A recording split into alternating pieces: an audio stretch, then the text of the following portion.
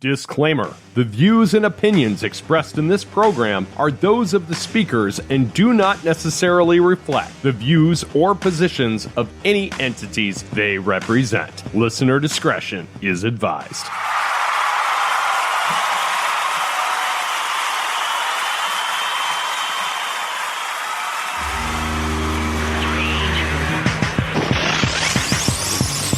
Once upon a time, I had a dream of becoming a rock star. After spending a good portion of my life putting in the work and the energy to achieve that dream, it was never realized and was probably not meant to be. Most of my connections in the real world are now a result of that journey, and my love of music and all things musical has never waned. Many lessons were learned that have informed me on my everyday life and served my successes in my career, my family, my self-preservation, and fed the inception of this very podcast. On this episode, I get very candid about those things and share samples of the albums I recorded along the way. Ladies and gentlemen, this is Caught on the Mic.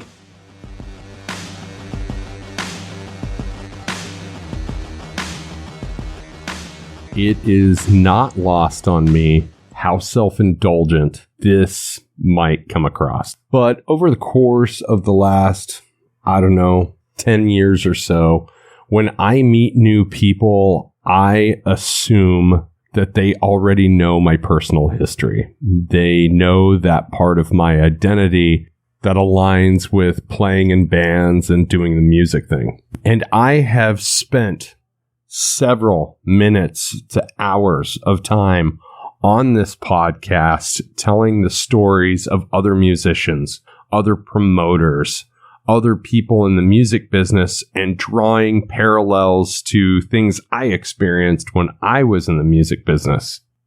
But the fact is, embedded in those conversations is the same assumption I pointed out just a few seconds ago.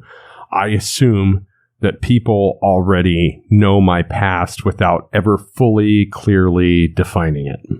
Maybe I can attribute it to the nostalgia of the holiday season where we're at right now, but there have been several episodes and several pieces of content that I've created as of late that have focused on the music business, different people's roles in the music business, and in turn, my role in the music business. Fact is, and it's an unescapable fact, and it's very Uncle Rico of me to focus on it so much, I've been out of it for over a decade at this point, but the memories still churn around as if it was all just yesterday. So if I'm going to assume that people know that aspect of my life, maybe I should take a few moments, as self-indulgent as it may be, and give a little composition to it.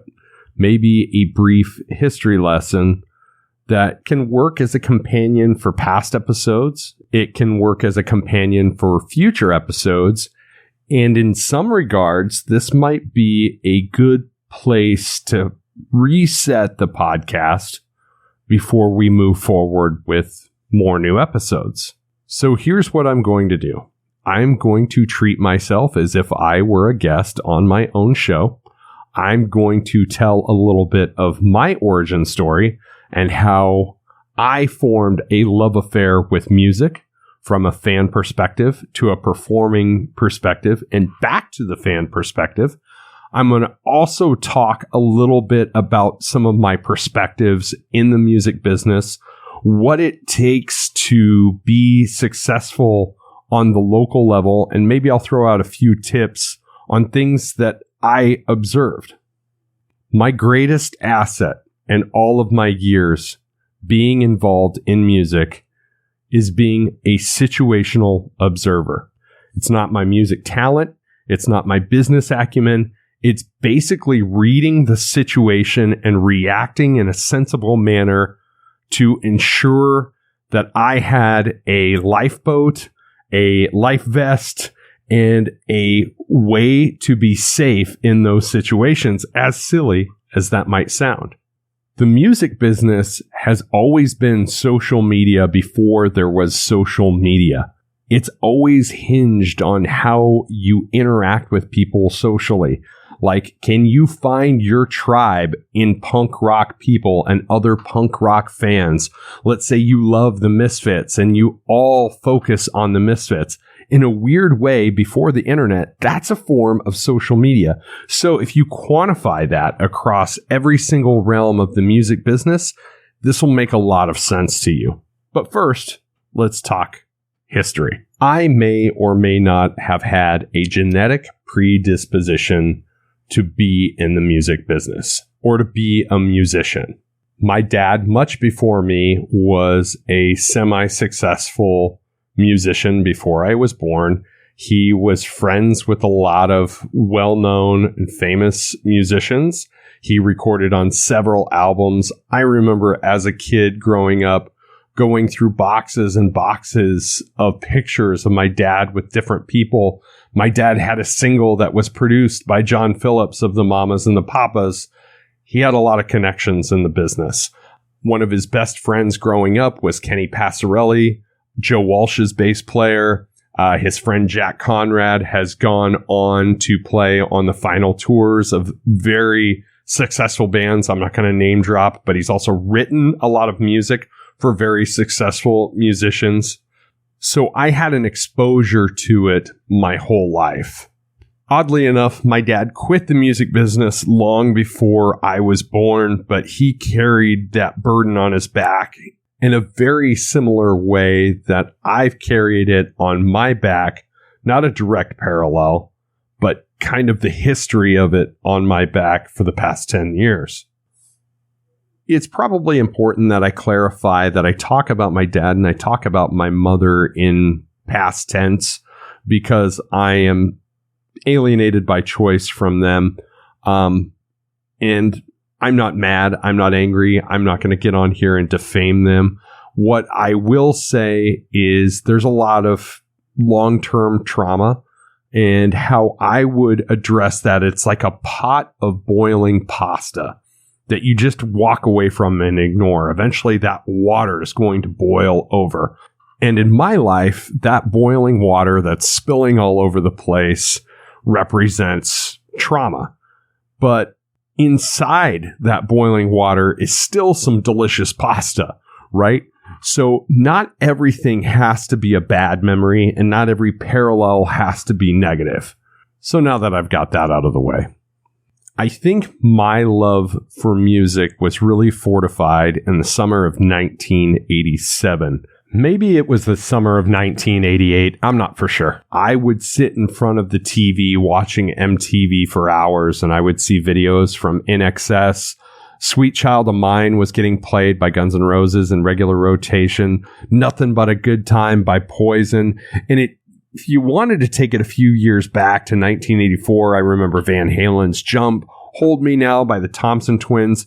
MTV has always been a staple in my life.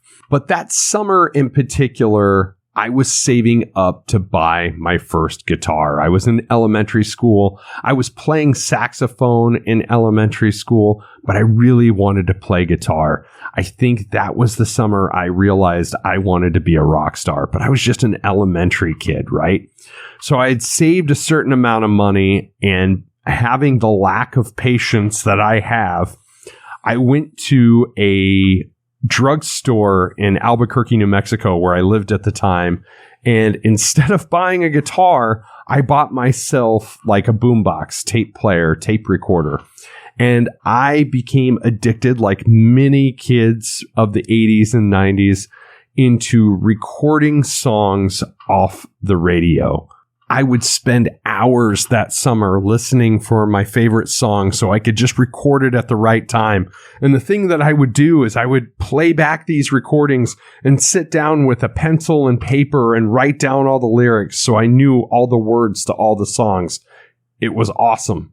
And it was the start of my love affair with music. And it is a love affair that has outlasted everything.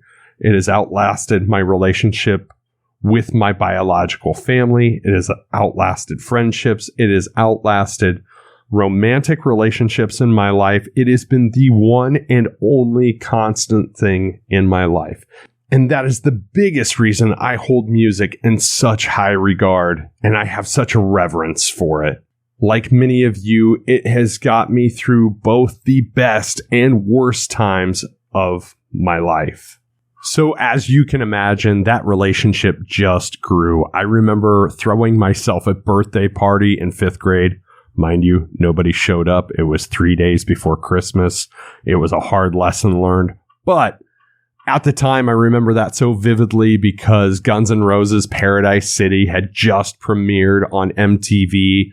And that was a huge deal. And I had Guns N' Roses posters all over my parents' living room waiting for all these kids to come over. And it didn't happen.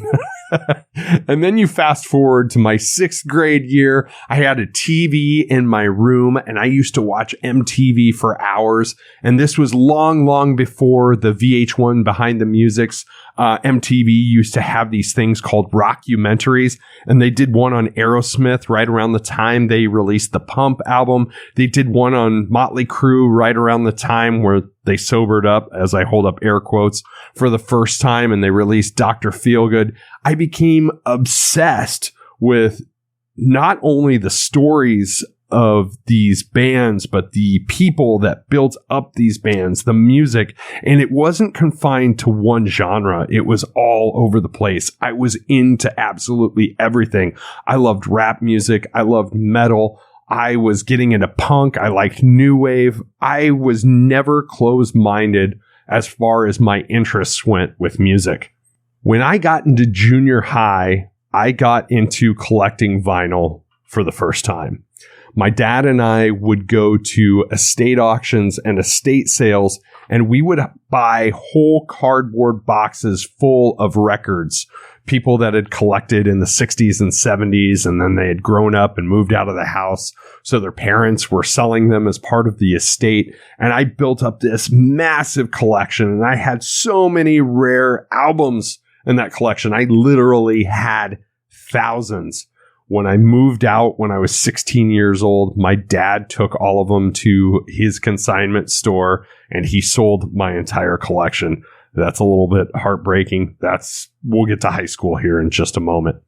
At that time, that's when I learned I was a completist. That time when I was collecting vinyl in junior high, I not only had to have one album by a certain band or artist, but if I had one album by a certain band or certain artist, it became a hunt for everything else that band was on. I had to have every single Van Halen album on record. I had to have every single Kiss album on record. I had to have every single Iron Maiden album on record. If I had one, I had to have them all. I always been somewhat obsessive or borderline OCD in regards to that. Before all of that is when I finally got that guitar, and my dad took the guitar to a auto body shop and had it painted up with a yellow and brown leopard print. It was amazing, but it was an old K guitar and the strings sat like 2 inches above the fretboard. It was really hard to play. And there's nothing I would have rather done than learn how to play guitar. But my dad, being the person he is or was, the guy just didn't have any patience to teach me. He was a really good musician in his own right, but he didn't have the patience to teach me at all. One lesson I have learned as a parent, that if you want your kids to get into something, they need to discover it organically, on their own, or else they're never fully going to develop a love for it. So eventually, I taught myself how to play because it's something I really wanted, not something he was imposing upon me. So at this point, we're at my sophomore year in high school, and I know a few chords. I know how to strum a few songs. I knew Every Rose Has Its Thorn by Poison, because who doesn't know that song?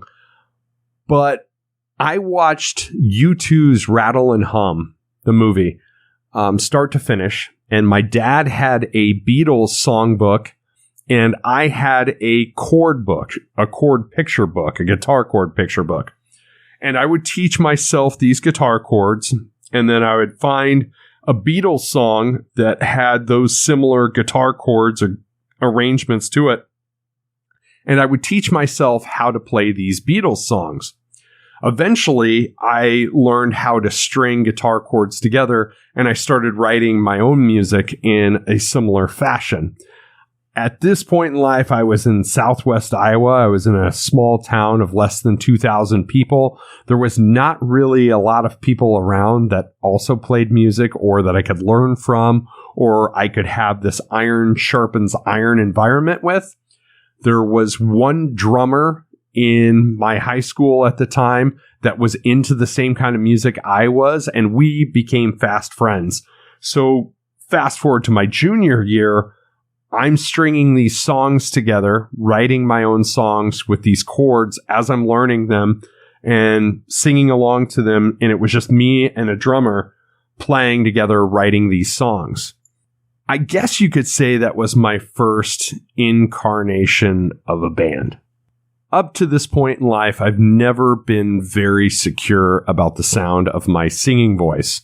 My sophomore year of high school, I was in choir one time, and I took a stab at singing a solo on Billy Joel's River of Dreams, and there were some girls that were in the choir that started laughing whenever I started the audition. So I never auditioned for anything again if it wasn't attached to a high school musical or stage production. So in that regard, I was really self-conscious. But when I was writing these songs with Mark, the drummer, I was really confident. And one of the things that I learned early on was that I was a good mimic. So things that I would learn how to play, I would learn how to play covers. Like I would learn how to play songs by Bush or Smashing Pumpkins or Seven Mary 3. And I could play them and mimic those voices pretty darn good at that point in time. We played a talent show the summer after my senior year and stunk it up pretty good in front of the entire town. And eventually I moved to a neighboring town about 20 minutes away from where I lived in Iowa. Mark took me to a mutual friend's house, and that's where I met my friend Dustin Baird and Dustin Spainhauer. And those guys could play. And they also knew how to assemble other guys that could play. And that was where I really formed the first band, or we formed the very first band that I consider my first band. And it was a band called 40 Sunday. Inside joke, drinking 40s, like 40s of beer on Sunday, 40 Sunday, name of the band. And eventually 40 Sunday did pretty well. I mean, we ended up becoming a 9-piece band. We did a bunch of ska covers. We played songs by Real Big Fish, Goldfinger, The Urge, 311, Sublime. We did everything that was hip at the time, like 1997, 1998. This is a really good spot to interject a footnote. In the formation of 40 Sunday, I got a very severe case of strep throat, like high fevers. Like, I had to go to the ER at one point. Anyways, I made the stupid decision to go to a band practice one time. And this is a moment, and this is not excuse making, because I sincerely, to this day, 25 years later, believe that this is when it happened. I blew my voice out. Our friend Eric Snyder used to host our band practices at his house. And remember when I said earlier in this episode that I was a really good mimic? Well, I pushed myself too hard, and literally mid-song, I was not able to project anything. According to Eric at the time, he actually saw me spit blood forward out of my mouth. And this is something that has haunted me ever since, because I can personally attest, as somebody that knows my own body, I was never able to sing the way I was before that night. But I still carried on. We played a couple of high school dances in Southwest Iowa, and we had a really respectable following at the time. What's important to note here was how fast trends were changing in the late 90s. Like, you had third wave ska, and then 6 months later, you have this post-grunge sound, and then 6 months later, nu metal's blowing up all over the place, and crowds are reacting to all of that. So 40 Sunday was upbeat. It was fun. We were starting to write original music, and some mutual friends of ours became ingrained with the social circles of Slipknot. So we got offered a few opportunities, and one opportunity in particular to play with Slipknot right before they signed their major label deal. Now, the thing is, if you've ever seen that documentary, Pick It Up, Ska in the 90s, one of the guys from the Mad Caddies talks about how there's like a 6-month window where everybody was into ska, and then 6 months later, everybody's like, ska sucks, nu metal's cool. And I experienced that firsthand. I'm sure you've heard me tell this story on the podcast, but we opened up for Slipknot and got all but booed off the stage. My dumbass thought it was a brilliant idea to bring Saltwater Taffy up on stage because, I'm upbeat, positive ska guy, and throw it to the crowd, only to have it pelted back at us like a hailstorm in the middle of Iowa. It was a hard lesson learned, and the rest of the band was ready to move on with more of a nu metal sound. I wasn't really into nu metal quite yet, so I didn't get it. I get it at the time, but I didn't get it then. So I was holding on to the hope that, we could resurrect 40 Sunday into being something more. It just never materialized. So where I'm at this point in life, I'm 2 years out of high school, did a little bit of college. I'm doing the band thing, but I'm stuck in the middle of Southwest Iowa, where I was at pretty close to equal distance from Des Moines or Omaha. I knew that at some point in my life, I needed to pick up and move back to a big city. So it was kind of a hard decision to make. Do I go to Des Moines where, we are dealing with a post-Slipknot world, a lot of metal bands, or do I go to Omaha where it was a little bit more diverse? So summer of 1999 hits, and I look at that as being a very defining touchstone moment for me musically, because I finally gave in to the nu metal bug. I got into Limp Bizkit. I was always a fan of Rage Against the Machine, even though they're not really nu metal, but I liked Deftones. Korn was big at the time, but I was also still into 311. I was still into Red Hot Chili Peppers. I was still into the Urge. I was into the funk and also the hip hop side of things because I've always been a big fan of hip hop. So naturally, I want to embed all of these interests together. Right now would be a good time for me to implement an editorial footnote. I am about to tell the stories of my various Omaha, Nebraska-based bands from my personal vantage point. Not everything is going to come out sounding like sunshine and rainbows.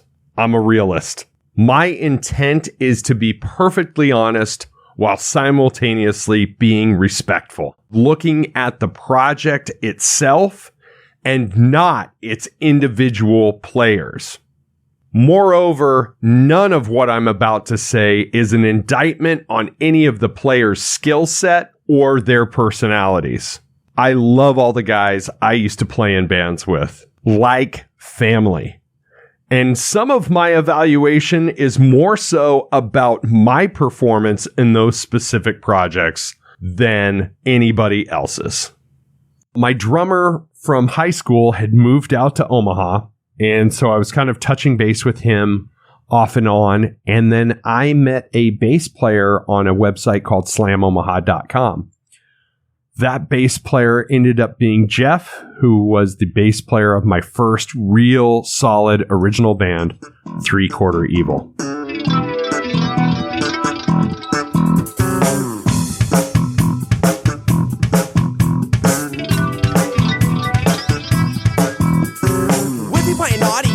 By the fall of 1999 and early winter of 2000, Incubus's Make Yourself had come out, and that was a real defining moment for me musically. I knew at that point in my life, that's the style of music I wanted to be playing.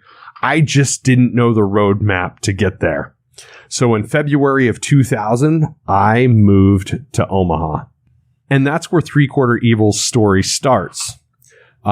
The guitarist at the time was past podcast guest and one of my best friends in the whole world, Eric Swanson, a.k.a. DJ Sweetlife. Jeff was the bass player, and Mark Nicholas was the drummer.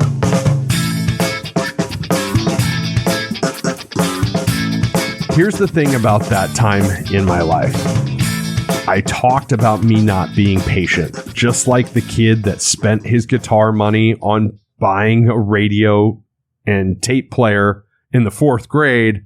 I put that band on stage probably a good year before it was even ready. And the thing about first impressions is you never get a second chance to make a first impression. But things were so big and so boomy at the time in the Omaha music scene that if I didn't do that, I would have been missing a huge opportunity. So Three Quarter Evil, that went on stage, wasn't great. It wasn't great at that point in time. And honestly, it probably took a good 2 years for Three Quarter Evil to be great. We went through some serious lineup changes. We recorded an album that I really don't push to a lot of people, but it's got a lot of songs that to this day I'm begrudgingly known for. But at that point in time, it was never the band I had intended it to become.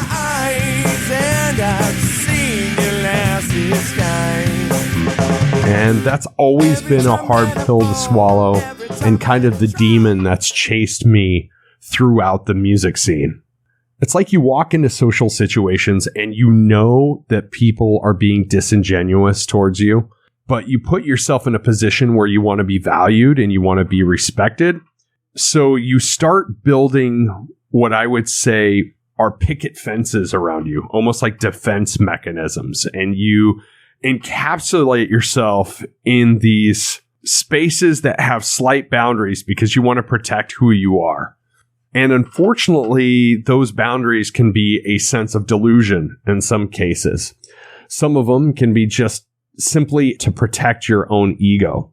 As my acumen built, and my business acumen and my talent grew with each individual project as it came out, that wall got stronger and stronger and stronger. And by the time I did Aura Sing, my last big project, it was like a federal fucking penitentiary. It had 12-foot cinder block walls with barbed wire wrapped at the top. I didn't trust anybody. And that's one thing that I look back on with regret. Regardless, going back to that era of Three Quarter Evil, it wasn't very good, but we had a lot of really huge opportunities. Like I said, we had a lot of lineup changes, had a different drummer in the band by that point in time, my friend Doug Decker, and then we eventually recorded a first album.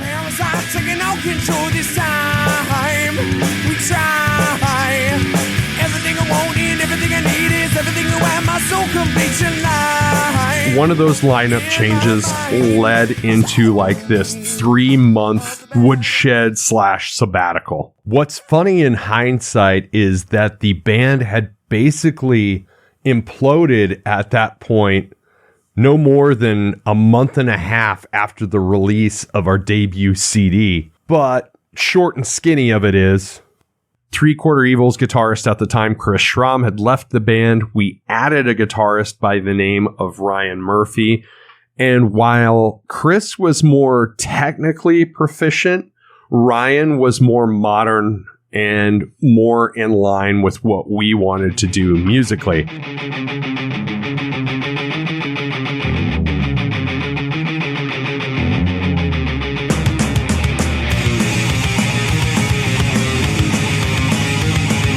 So it was Doug, myself, Jeff, and Ryan, and we immediately started writing our second album, which was called One From None. To this day, that album is still one of my most favorite things that I did because it is one of the most genuine things I've ever recorded.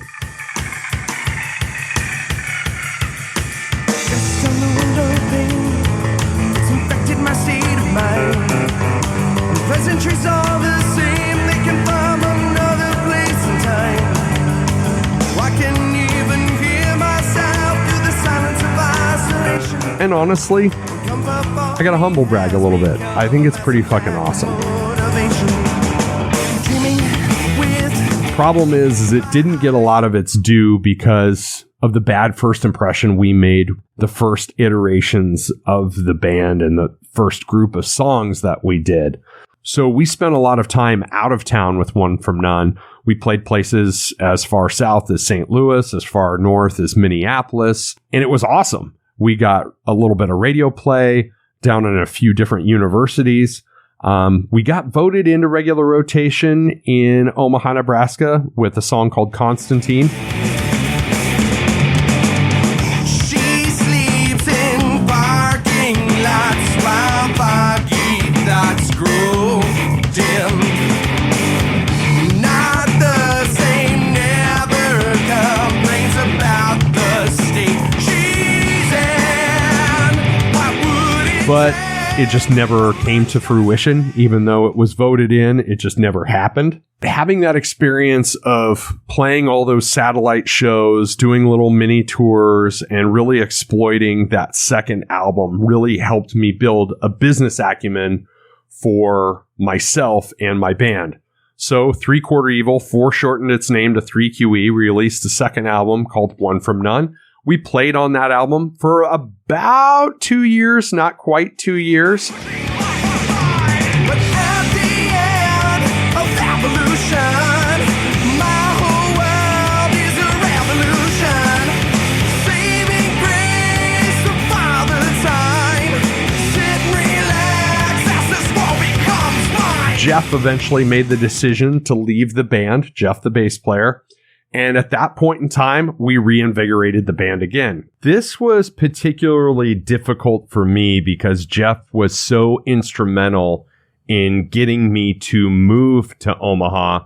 And I really felt that Jeff was very much the backbone of the 3QE / 3 Quarter Evil sound.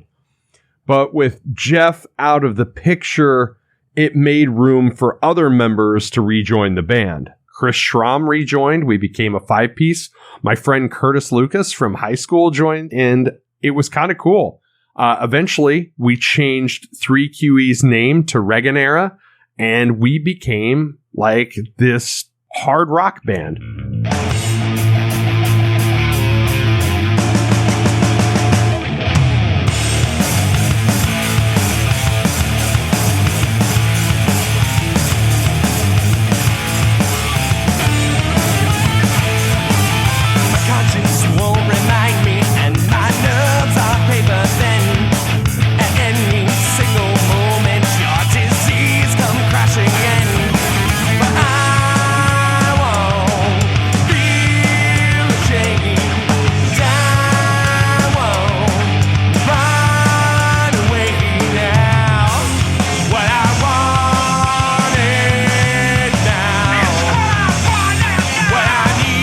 And again, we kind of struggled with our identity because at this point in time, this is when the pop punk screamo emo thing was kind of coming about. But there was also a big resurgence and big rock records happening at that time.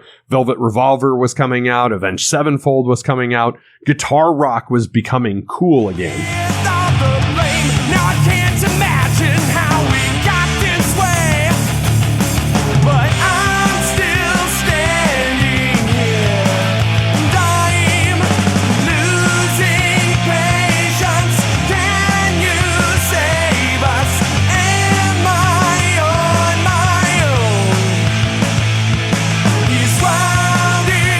And if you've ever listened to episode 20 of this podcast, this was the point in time that I started No Pride Records.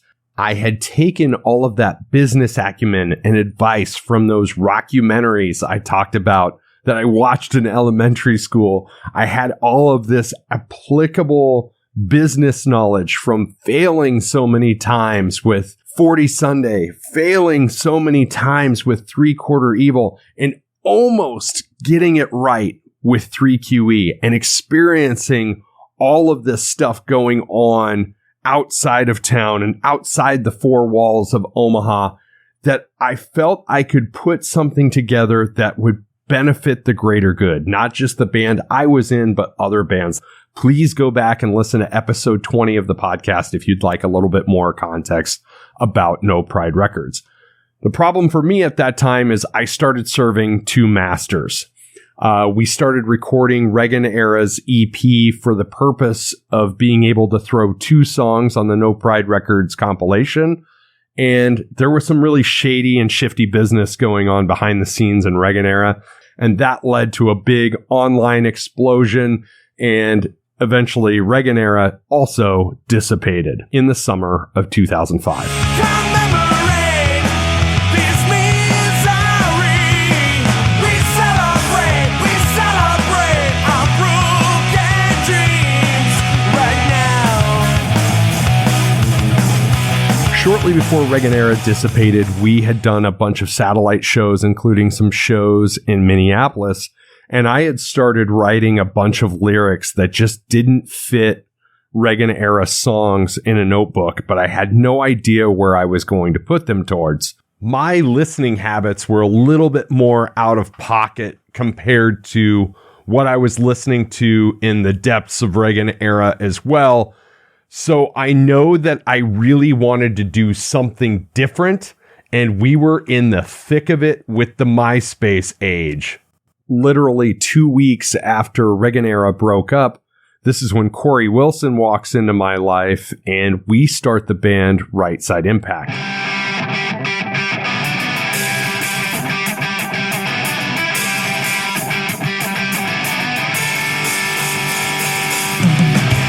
Should have known me better than you knew yourself. When I was the only one, giving my life to someone else.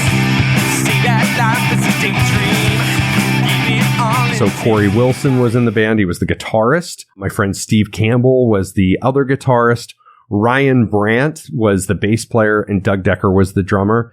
And we had started churning out songs like no other. I think we had written 10 songs in 2 weeks. And I'm not talking about just throwaway shit either. A lot of these songs lasted the duration of the whole band. I would say at this point in time, this is where I realized that Corey and I wrote songs really well together, and we were both in the midst of a creative renaissance. And we had already had our first show booked 2 months after we had formed. And mind you, I was really conscientious about it. I knew that 3/4 Evil had gotten up on stage a lot sooner than they probably should have. So I begrudgingly took that booking so soon because I felt that confident in the material. Corey is a very good songwriter. I felt like I was firing on all cylinders. Doug and I were still sharp from 3QE, Reagan Era. Steve was hungry. Ryan was a fast learner. So it didn't take much to make Right Side Impact a well-oiled machine fast. So take a drink and roll those shots at me. So open wide and place your bets. This machine gun anthem hasn't run just yet.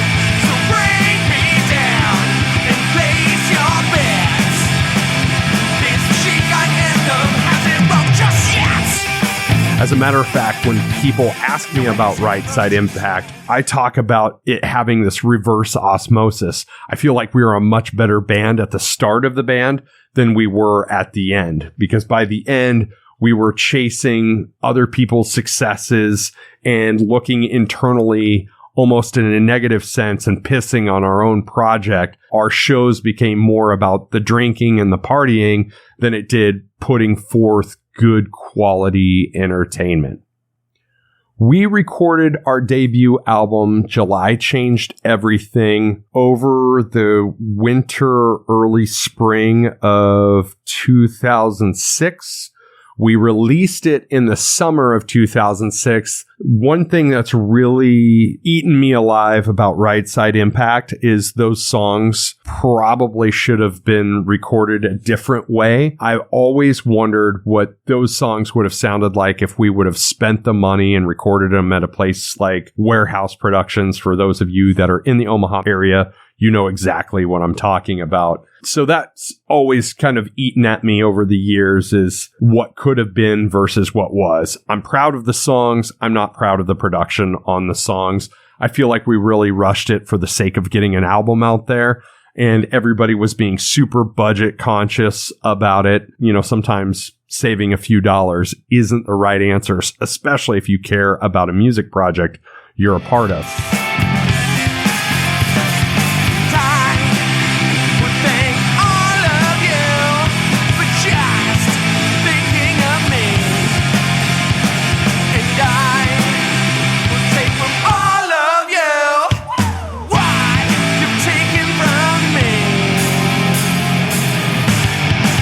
September of 2006 rolls around, and we find out that my girlfriend at the time was pregnant with my daughter. I had to ruminate on that for some time. That was a really crazy time in my life, and we decided to get married. At that point in time, I decided it was time to call it a day with music completely. So in November of 2006, I quit. Right Side Impact played their last show. Everybody went their separate ways, and I was done. I was convinced that I was done with music for good. And a lot of people believed it. Local music journalist Mark Manor even told me in the very first Aurasing interview that we did. Aurasing was the band that followed, and I'm going to get to that in a moment. But in the very first Aurasing interview, he said when I quit, he was convinced that I was done. What happened to me over the course of that time was kind of crazy. I got married. I was going to become a dad for the first time. I was trying to figure my life out. Life had made that decision for me, and I'm better for it because it happened. My daughter is awesome. She is me through and through. She is absolutely awesome, and I wouldn't change a bit of that for all the money in the world. But over the course of that 9 months, I spent a lot of time sitting on the couch, eating Pizza Hut, wings, wheat thins, and watching Scrubs reruns. And next thing I know, I'm about 40 pounds heavier. And Corey Wilson from Right Side Impact was stopping by and visiting me on a regular basis. And he would show me this thing he had written on guitar. And I'd be like, yeah, man, that's pretty cool.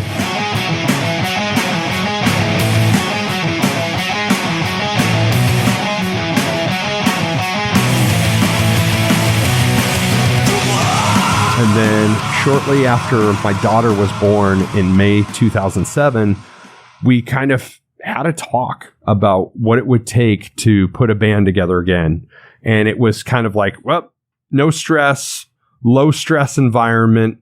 You know, we'll play maybe one show every 2 months, yada, yada, yada. Let's get this thing put together. And the rest kind of goes full circle to the very first episode of this podcast, was the history of how Aurasing was put together. I was Corey Wilson, Lowell Owen, Tony Heeman, Matt Oliver, and myself.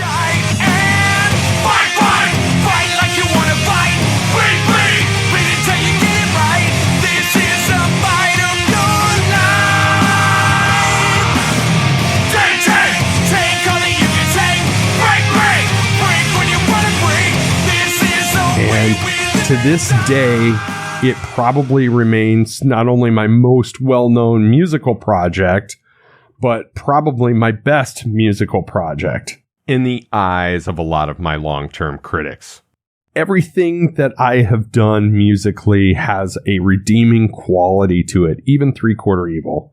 Aurasing was kind of the culmination of all of those things, plus that added layer of maturity. All the guys in the band Aurasing were career-minded guys that were just doing this band thing, but wanted to have this awesome band. So we all shared a common interest of making it worth our time. So that kind of skewed how we viewed promotion and how professionally we were going to handle promotion, how we handled booking, making the right choices, not just saying yes to everything, like maybe saying yes to one of every 4 things that we were offered, and making every moment and every opportunity count. And I would say that is probably my biggest critique of any bands in the Midwest or the Omaha area. Not to say that I was the best at that, but the most successful ones get that mindset. They know to make every single opportunity count. Ara Singh released our debut album in November of 2008, and we were very sensible with how we took bookings leading up to that and how we took bookings after that. About a year and a half after the release of our first album, Corey Wilson left the band and Adam Thompson joined. We released a second album in November of 2010.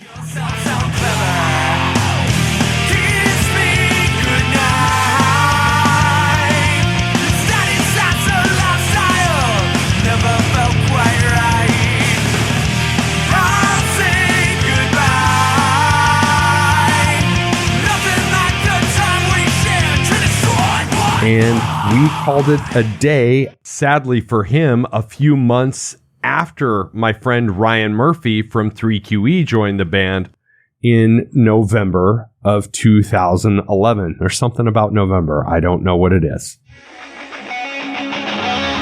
You're not the death of me. The deepest cut still bleeds. Get back to right where you belong. Still not the death of me. The deepest cut still bleeds. Get back to right where you belong. So essentially, my path to music runs a span of 1996 to 2012. In 2012, I had another big life change. I became divorced, and I started to focus on music again, but it kind of didn't have the same momentum that it had before. So I did a series of solo acoustic shows in 2013 and 2014, and I really haven't done music since. I went through a phase in 2012 after disbanding Ara Singh where I thought I wanted to get into band management, and I worked with a band for a short period of time, or I attempted to. I just didn't know that our values were going to align, and if they were going to be open to the types of critique I was going to offer them to elevate their product to the next level. One of my skill sets throughout the years of doing these projects has been to build a following around that project and getting people excited, because I believe in a sense of participatory management. You invest in other people, so they invest in you, and it becomes a reciprocal process, and it's constant. So you get people excited about things, and it just paves the way for more opportunities. I learned a lot of business shortcuts, a lot of do's, a lot of don'ts. We covered that in the last episode with Dave Campbell quite a bit. But my strength, as I said earlier, was always in being a situational observationalist. Like, have you ever watched the show Psych, where Sean is able to convince people that he's a psychic because he can observe cues and he can observe mannerisms and he can observe little clues in an area that other people can't catch? That is a talent I feel that I've always held, and aligning that with my love of music gave me a better sense of business on how to make a project successful, how to get people engaged to care about what you're doing, to make them feel like they are a part of the process. So if I were to offer advice to new, young, and up-and-coming bands, or bands that are in a rut that want to reinvent themselves, here's what I would say to you. First and foremost, make sure your lineup is right. Make sure you are playing with the right people that your values and your goals are completely aligned. 2, do not get up on stage before you're ready. You will never get a second chance to make a first impression. If you stink it up once, that's how people are going to view you from that point forward, unless you put forth something pretty goddamn compelling. 3, if you want people to care about you, you need to project an image that you care about yourself. Put forth high quality promotional material, high quality graphics. Have a plan. If you fail to plan, you plan to fail. Don't go expecting the top tier shows if you haven't put in the work to earn them. Fact is, if you want to be a part of the music business, you're going to have to treat it as a business. If you want people just to love your art, well, they can do that in your fucking basement. Venues are businesses. The sooner bands and musicians understand that, the sooner everybody will get along and fair play will exist more freely. Your job is to sell tickets and to sell drinks, and their job is to give you the platform to do so. Your other job, which is your main goal, where everything else is secondary, is to sell your project in the process. Again, top tier promotional materials, good looking merch, a great sounding album. Put forth the image that you give a shit about what you're doing if you want anybody else to give a shit about what you're doing. Next point is, if you want to increase your net worth, you have to increase your network. If you want other artists and musicians to support your project, you need to get out there and support other artists and musicians in their projects. Ain't nobody gonna buy into a one-sided relationship. Book sensibly. If you live in Omaha, Nebraska, and you book a show on March 20th, the next time you play a show shouldn't be until May 20th. You can roll your eyes and tell me that is a ridiculous rule, but don't oversaturate your market. It's the equivalent of working for free. On that same accord, don't align yourself with people that perpetrate that mistake also. Align yourself with people whose vision, just like your bandmates, are aligned with yours. Group together, have an action plan, and execute it. Don't put yourself in the position to where a venue will question your integrity or a promoter will question your integrity. If you are going to sell yourself as the next biggest thing since sliced bread, then you better damn well have a plan to present yourself in a way that looks like you are the next biggest thing since sliced bread. You are competing with instant gratification and social networking. And I'm talking about the social networks on your phone and online. You are competing with things that other people would rather be doing. And some other people might rather be sitting in Pitch Pizzeria, enjoying some pizzas and beers than listening to your band. So you have to give them a reason to come listen to your band. Trust, but verify. Not everybody is your friend, but not everybody is your enemy either. You will find alliances in the most unlikely of places, and sometimes the most productive things happen when you take big risks with people that you don't assume are going to have the most success. Sometimes making a fan of the underdog becomes the greatest asset to have in your back pocket. The radio is not the end-all be-all for your music, but you should treat your music as if it were. Listen, if you are a mainstream band, you need to know that people digest things better in short pockets of time.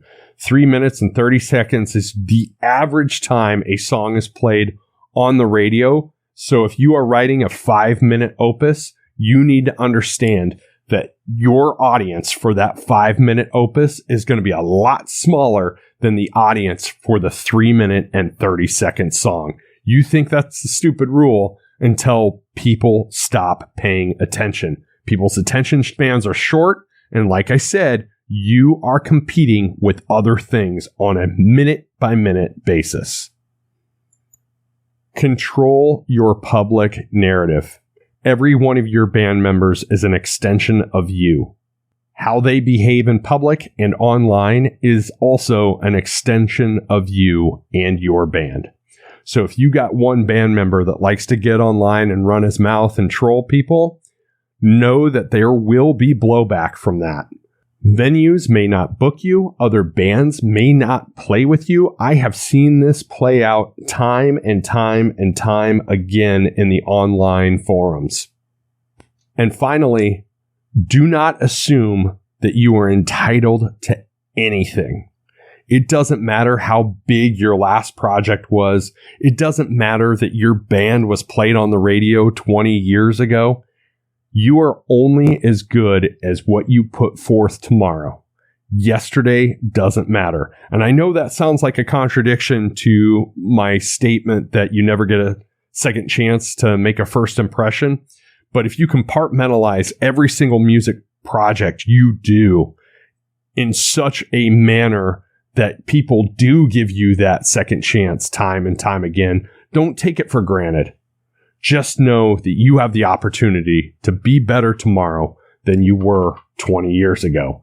And don't carry yourself like an egotistical prick if you were successful 20 years ago, because it doesn't matter now, buddy. So there it is. I have talked about my music history. I've talked about my love of playing music. I've talked about my love of listening to music. And I've offered advice based on the things that I learned as a result of all of those years of experience. So let's talk about now. These days, I am a career-driven man. I am a proud parent and step-parent of 4 awesome children. I have a lovely wife. I have a great big house that I'm super proud of. And we have worked hard for every single thing that we got. And things are good. Life is good. I am so far removed from the music business, but I love talking about it. As my friend John says, it's like catnip. It is like catnip to talk about this stuff. And I'm going to keep doing that on this podcast so long as you keep listening. I know I have spoken to all of you time and time again like you already knew my history. Well, here it is on a silver platter for you. And if you ever want to DM and talk to me about the music business, my time in the music business, or maybe you want some insights on how to better market your band, or, get yourself stage ready, or just finagle some of the business portions of booking a show and cashing out a show and making a show financially successful for yourself, feel free to message me. We don't just have to talk about podcast stuff. Hit me up. I love talking about this stuff. Like my friend John said, it's catnip. I'll close with this and let you know that my last project, Aura Sing, can be found online still. Do a Google search, Reverb Nation, Aura Sing, AURASING, and all of the songs we ever did are available for download there. If you want to check out a little bit more into my music career. In retrospect, there is a great set of song lyrics that are actually intended to tell the story of 2 people in a romantic relationship, but I apply it to my love of music and my ending my time with music. And it comes from Rise Against, and the song is called Savior. And the lyric goes, "So tell me now, if this ain't love, then how do we get out? 'Cause I don't know." That's when she said, "I don't hate you, boy. I just want to save you while there's still something left to save." That's when I told her, "I love you, girl, but I'm not the answer for all the questions that you still have. And while that set of lyrics may sound a little canned and corny when applied to this situation, I think to me, applying that to my life, that was me making peace with it when I walked away and stating that piece to you now. Thank you for listening along. This has been a fun but long talk, and I look forward to sharing more stories as we go down the line. And as you listen to past episodes or future episodes, feel free to bounce back to this one so you have a little bit more context on the origin story of your favorite podcast host. Have a great day, everybody. Thanks for listening. All of those clips are from past projects. Just message me if you want to learn more. Hello, friends. I hope you enjoyed that. Make sure you give me a like, a follow, a subscribe on all forms of social media, TikTok, Twitter, Facebook, and Instagram. Hit me up at www.caughtonthemic.com.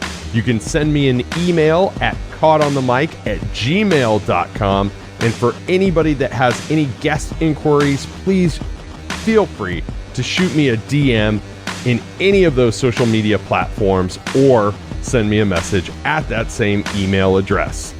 This has been Caught on the Mic with Michael Clark. I'm Michael Clark. Until next time, thank you.